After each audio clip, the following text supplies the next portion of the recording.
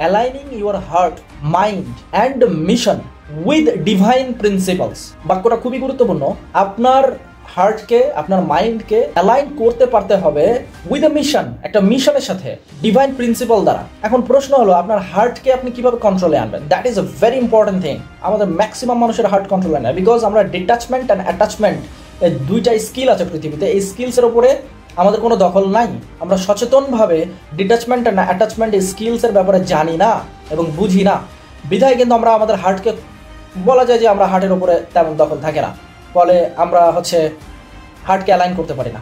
So আপনার হার্টকে আপনাকে control করা শিখতে হবে, আর সেটা আপনি তখনই পারবেন যখন ডিটাচমেন্ট অ্যান্ড অ্যাটাচমেন্ট স্কিলস আপনার ভিতরে থাকবে। বাট আপনারা যে জায়গাতেই থাকেন না কেন, সেই জায়গা থেকে যদি আপনি ভালো কোনো অবস্থানের দিকে যেতে চান, আপনি যদি উন্নত করতে চান আপনার পজিশনকে, আপনার সিচুয়েশনকে, তাহলে ডেফিনেটলি আমার এটা জানার দরকার নাই যে আপনি কত বড় মাপের মানুষ, কত ভালো সাকসেসফুল আর কত কম successful.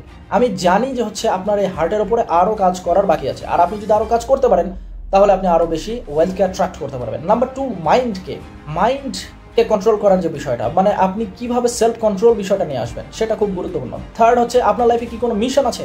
Most of the people আর মিশনলেস এর দিকে। ঢাকা ট্রিবিউনের তথ্য মতে 68% বিশ্ববিদ্যালয়ের স্টুডেন্টরা জানে না যে তাদের আসলে যে সাবজেক্ট নিয়ে পড়াশোনা করছে কেন করছে এবং তারা সেই সাবজেক্টটা দিয়ে কী করবে। তার মানে missionless, they do not have a mission.